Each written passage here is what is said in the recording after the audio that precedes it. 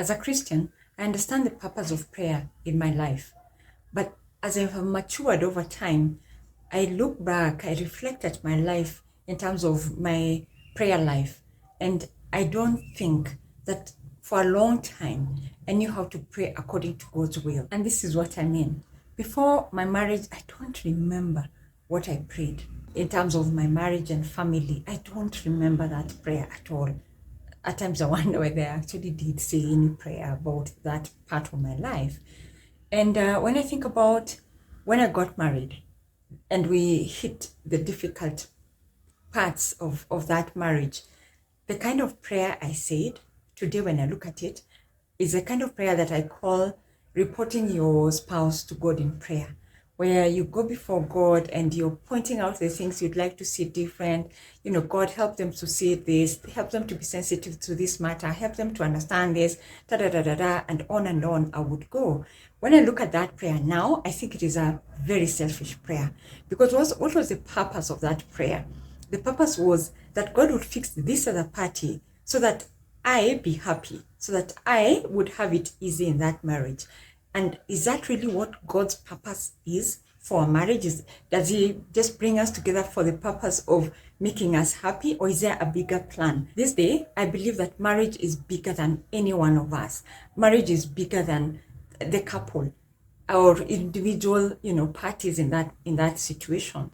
And so that was a missed prayer. And moving forward, when I think about my life after my marriage fell apart, I think I was so bitter, so angry, so upset, so broken. So all that, all that pain and everything else that's not, that is not life. I honestly don't remember the actual prayers I said, but I don't think they were good. Because one time I remember sitting in a fellowship with women and we were answering a question. Are there prayers you thank God that he did not answer?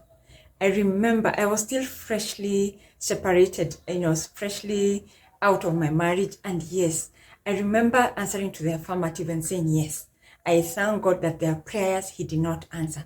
And therefore, that memory alone tells me that there must have been prayers I said that were not prayers you want to see for anyone. And of course, because of the pain and the hurt, following your emotions, you may end up saying certain prayers that are not godly. In fact, certain prayers which I believe God will not even listen to. And when I think about that moment when I answer to the affirmative to say, I'm glad that there are prayers that God did not answer.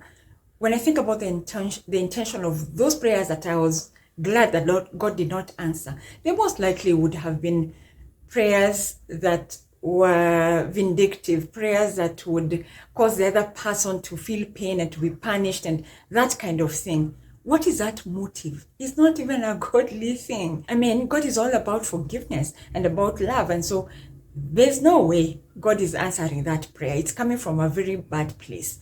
Now, fast forward again, and one of my children came home and said, Mom, today in class we were told by this teacher that this child is not coming to school for a few days because they lost their parent. And I was saddened. I think I had not come that close to a child losing a parent. And this is a child at my child's class. So it really troubled me. And I felt guilty. I was like, oh dear, that was a child who was from a nuclear family. And now they will never see their parent, not because of anything they have done, but just because life has happened that way. Yet me and the dad of my children are alive and we're not able to give our children that kind of environment in terms of our home. And so I set on to saying a certain prayer that when I think about it today, I say that prayer was a guilt-driven prayer where I felt very heavy laden with that reality that, we are alive, but we're not able to live together, to give our children this kind of cover.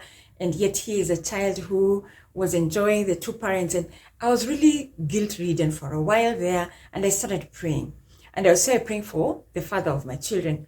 If you know anything about co-parenting, then you know it's a very complicated relationship. And before you get to a safe place, there's a lot of back and forth and pull and push and hostility and all that.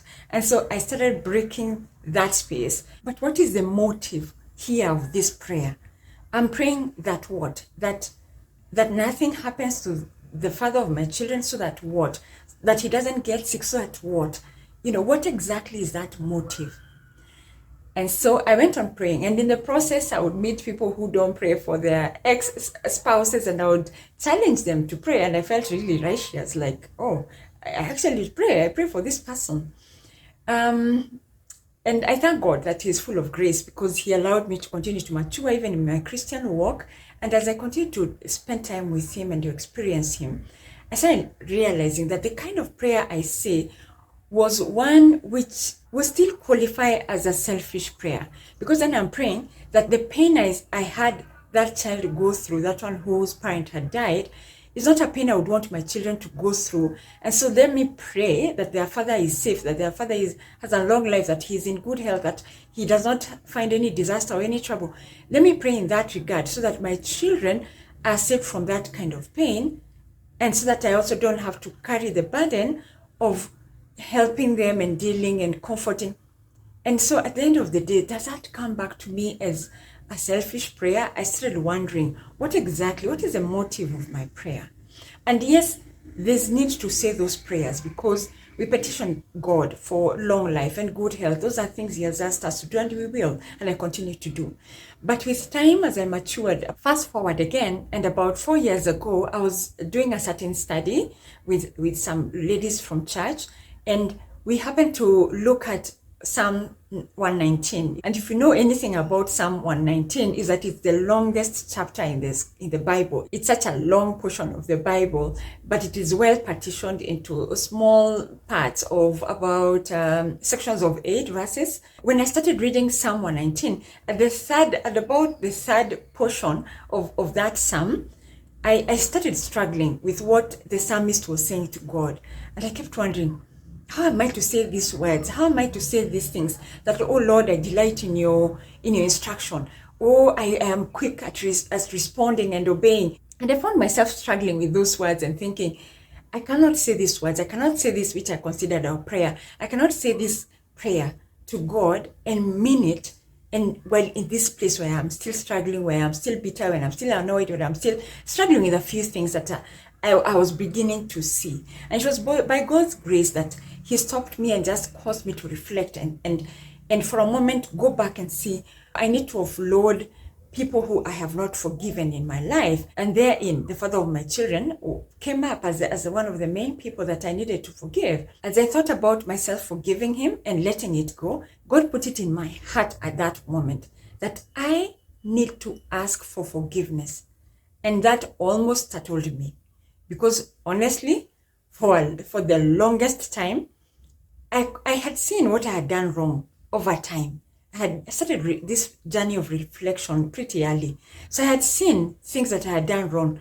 But every time I saw that, I justified every action. I justified every thought, every word. Even as we continued relating in a co-parenting way, there are things I did or said that were not nice, yet I justified them. In my mind, I justified them, and I felt, yes, I had the right to act like that or say this because no. And if you're genuine with yourself, you know what I mean. When we have those moments when we do not want to accept that we are wrong, and we want to explain why our behavior is what it is.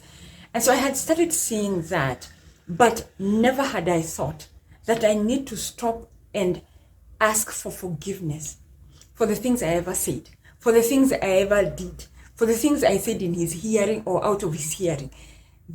It was really, really humbling. And I almost thought, this can't be God. But I knew I was in his presence, and I knew he's the only one who would have given me such revelation. And so I stopped what I was doing. I actually just stopped reading the scripture, stopped praying, and just communicated that I was indeed sorry, and I asked for forgiveness. And you know what? Soon as that message went out, I received a message saying, I forgive you. And I was not happy. The flesh in me, that was not the response I wanted to hear. I wanted to hear, I am also sorry. I'm sorry I did this and the other. But I had to check myself and stop and realize that this is not about the other party. This is about me and God. And so there I started a new journey of experiencing God in a different way. In fact, I would go ahead and say that for me to be here today, sharing this testimony or even running this channel, it's because of that journey. Because then that was the beginning of me experiencing God in a new way, in my brokenness. That was the time that I actually met God and allowed him now to begin to shine his light in my life, to shine in his light in those areas that were difficult, that were bad, that were hurting, that were holding on to all manner of things that were not godly.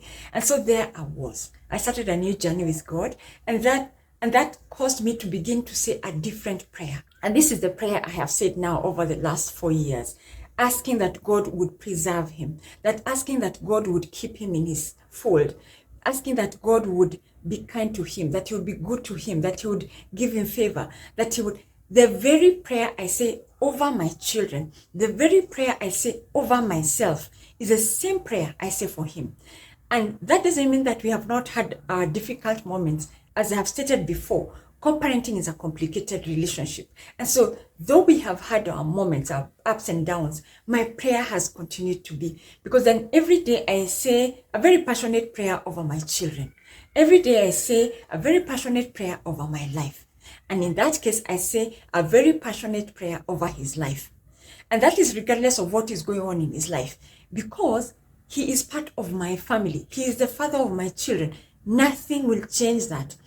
No amount of anger or unforgiveness or nothing will change that. And so because of that, I feel I have a duty to pray for him as a father of my children and as a child of God. And when I've done that, we know that prayer changes things. Let me be honest with you. The person who has changed is me. Apparently, it is I who needed to change. God needed to work in me. And now I find myself a little more patient, even as I continue to grow, because it's a journey.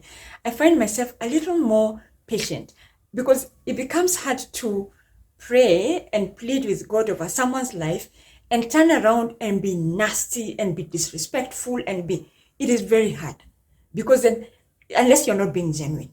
But if you're being genuine in your relationship with God, then you find that it is very difficult for you to be reckless, to have an attitude, or to even have a thought. You know, those thoughts that we have had of people who have upset us, especially if you're thinking about co-parenting situations, where you're so angry with this person, you almost wish them ill, or you actually wish them ill.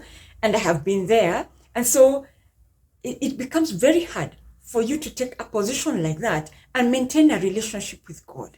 And so for me, that is one thing I have learned to do. And I would like to challenge you, if you're in a co-parenting relationship like that, think about it. The DNA does not change. Nothing changes there. And God is the only one who is able to change the situation. Maybe not bring you together, but just bring soberness in that relationship. Bring a care over the children where you both can at least have some sort of agreement on how you parent and care for the children. If you're in a marriage situation and maybe you're in a difficult marriage, consider what I'm talking about and then try and pray. Pray from a different angle. Pray as if you're praying for yourself. Put this prayer, the same prayer you'd want someone to say for you. Pray for them. Pray that they would be in good health. Pray that they would find favor with their bosses, with their employers, with their colleagues, with their whatever it is. Pray that their business would expand. Pray, bless them. Try it and see. You will be surprised at what God will do. And I promise you, he will do something. For me, what he did was work in me. And as he worked in me, their relationship has changed. It has become a little more easy. Is it perfect? Absolutely not. But is it manageable? Yes, it is. And so I thank God because I know what he has done for me. And so my challenge to you is, think about the motive of your prayers. Exactly what kind of prayers are you saying? Are you in a prayer where you're asking God to send, brimstone and fire? Or are you in a place where you're reporting them to God in prayer and you're not happy and you're breaking down and crying all the time about that? Or are you in a place where you have surrendered your life and this person's life, whether you're in a marriage situation or out in a situation like this, in a co-parenting situation? Think about the motive of your prayer and let God help you. Allow him to shine his light in you and to work in you, because you will see that it does change things. Prayer does change things. maybe not what we expected, because like in my case, I was totally surprised to find that the Holy Spirit is putting me in check. When I want to react in a certain way, I'm reminded that that is the old way of reacting, and we're not doing that. And yet, like I said, I have been a Christian most of my life. But as we grow, because we do, as we mature in age and as we mature in our Christian walk, then you will see these things change. You will see God reveal himself in your life if you will allow him. I challenge you, if you're not able to pray for your ex-spouse, whether it's the mother of your children or the father of your children, look inside you. Therein lays the reason why you're not able to pray. And if you're saying a certain prayer, consider what exactly that prayer is. Is it in line with God's will? Is that what God would want you to be praying about? And if you're honest with yourself and allow the Holy Spirit to work in you, you will experience a change. You will experience God's peace and calm. You will experience him fighting for you battles that you didn't need to fight. So go ahead, give it a try.